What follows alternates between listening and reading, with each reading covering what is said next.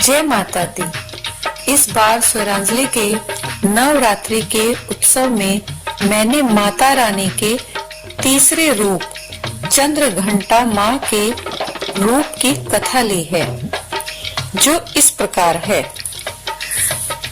धार्मिक ग्रंथों में इनसे जुड़ी पौराणिक कथा की बात करें तो प्राचीन समय में देवताओं और असुरों के बीच लंबे समय तक युद्ध चला। असुरों का स्वामी महिषासुर था और देवताओं का स्वामी इंद्र थे। महिषासुर ने देवताओं पर विजय प्राप्त कर इंद्र का सिंहासन हासिल कर लिया और स्वर्ग लोक पर राज करने लगा। इसे देखकर सभी देवतागण परेशान हो गए और इस समस्या से निकलने का उपाय जानने के लिए त्रिदेव ब्राह्मण ब्रह्मा, विष्णु और महेश के पास गए। देवताओं ने बताया कि महिषासुर ने इंद्र, चंद्र, सूर्य, वायु और अन्य देवताओं के सभी अधिकार छीन लिए हैं और उन्हें बंधक बनाकर स्वर्ग लोक का राजा बन गया है। अब देवताओं ने बताया कि महिषासुर के अत्याचार के कारण अब देवता पृथ्वी पर विचरण कर रहे हैं और स्वर्ग में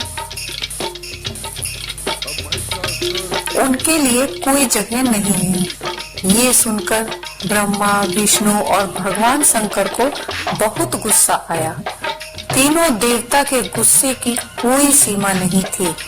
गुस्से की वजह से तीनों के मुख से ऊर्जा उत्पन्न हुई और देवगणों के शरीर से निकली हुई ये ऊर्जा भी उस ऊर्जा से जाकर मिल गई। ये दशों दिशाओं में व्याप्त होने लगी। तभी वहां एक देवी का अवतरण हुआ। भगवान शंकर ने देवी को त्रिशूल और भगवान विष्णु ने चक्र प्रदान किया। इस प्रकार अन्य देवी देवताओं ने भी माता के हाथों में अस्त्र शस्त्र सजा दिए। इंद्र ने भी अपना वज्र और ऐरावत हाथी से उतरकर एक घंटा दिया। सूर्य ने अपना तेज और तलवार दिया और सवारी के लिए एक शेर दिया। तभी उनका नाम चंद्रघंटा पड़ा। अब देवी महिषासुर से युद्ध के लिए पूरी तरह से तैयार थी। उनका विशालकाय रूप देखकर महिषासुर ये समझ गया कि अब उसका काल आ गया है। महिषासुर ने अपनी सेना को देवी पर हमला करने को कहा। अन्य देवता और दानवों के दल भी युद्ध में कूद पड़े, लेकिन देवी ने एक ही झटके में दानवों का संहार कर दिया। इस युद्ध में महिषासुर तो मारा ही गया, साथ में अन्य राक्षस भी। बड़े दानवों और राक्षसों का भी संहार माँ के हाथों कर दिया। इस तरह माँ ने सभी देवताओं को असुरों से मुक्ति दिलाई।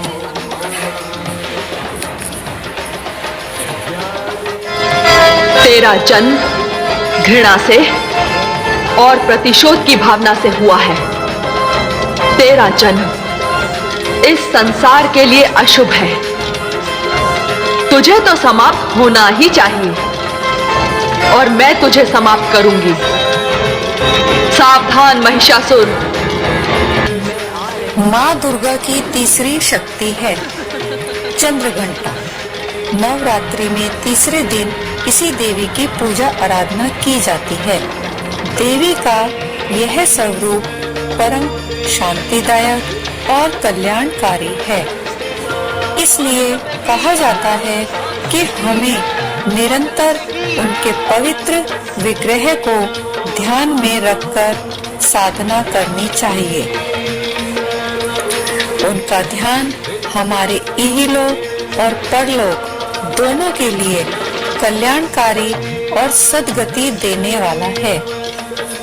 इस देवी के मस्तक पर घंटे के आकार का आधा चंद्र है, इसीलिए इस देवी को चंद्रघंटा कहा गया है। इनके शरीर का रंग सोने के समान बहुत ही चमकीला है। इस देवी के 10 हाथ है। वे खड्ग और अन्य अस्त्र शस्त्र से विभूषित है। सिंह पर सवार इस देवी की मुद्रा युद्ध के लिए उद्यत रहने की है। इसके घंटे सी भयानक ध्वनि से अत्याचारी दानव, दैत्य और राक्षस कांपते रहते हैं। नवरात्रि में तीसरे दिन इसी देवी की पूजा का महत्व है।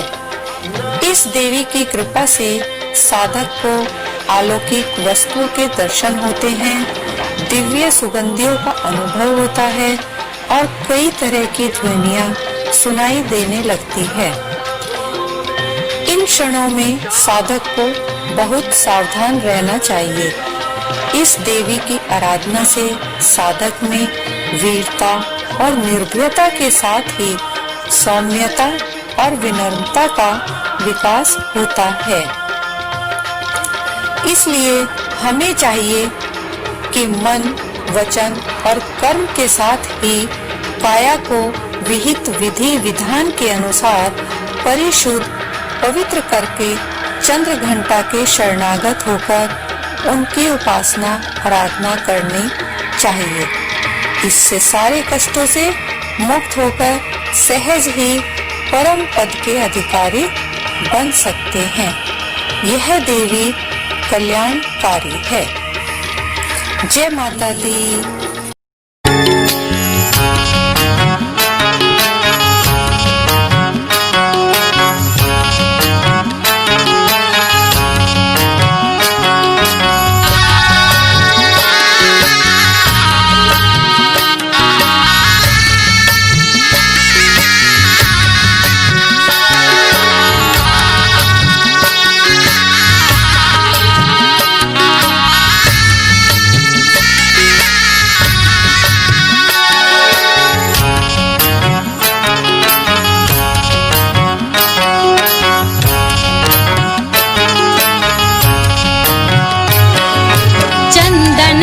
चौकी बिछाई विराजो महामाई, नवरात्रि आ गई।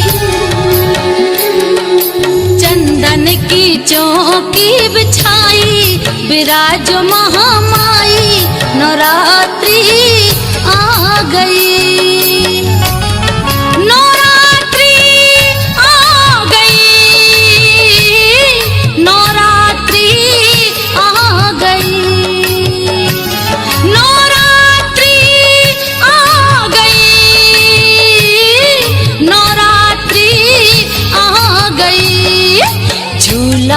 झूलो मोरी माई विराजो महामाई, नवरात्रि आ गई। चंदन की चौकी बिछाई विराजो महामाई, नवरात्रि आ गई।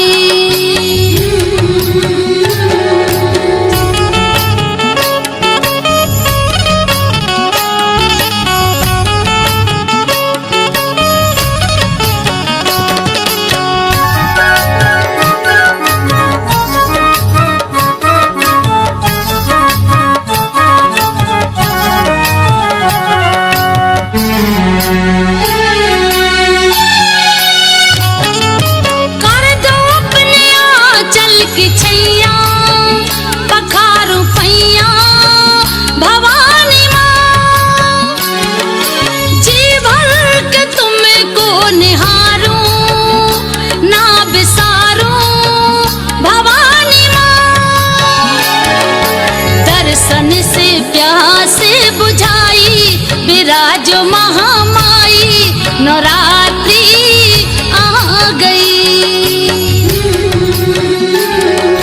झूला झूलो मोरी माई विराजो महामाई, नवरात्रि आ गई।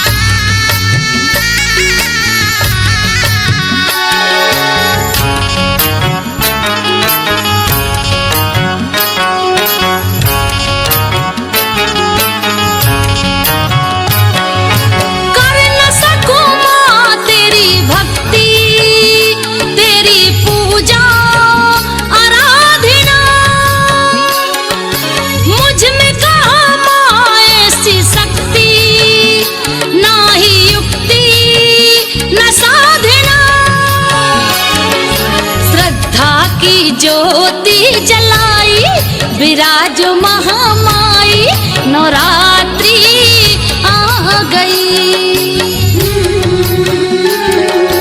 चंदन की चौकी बिछाई विराजो महामाई नवरात्रि आ गई।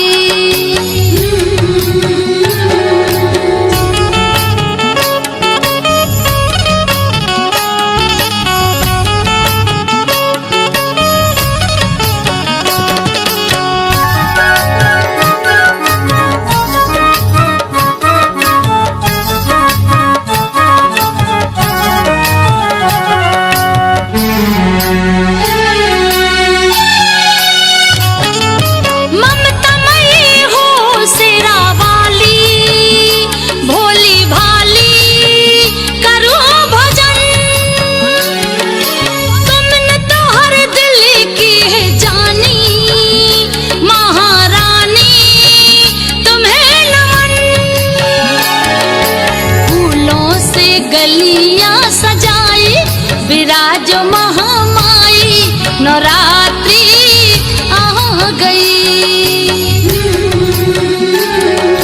झूला झूलो मोरी माई विराजो महामाई नवरात्रि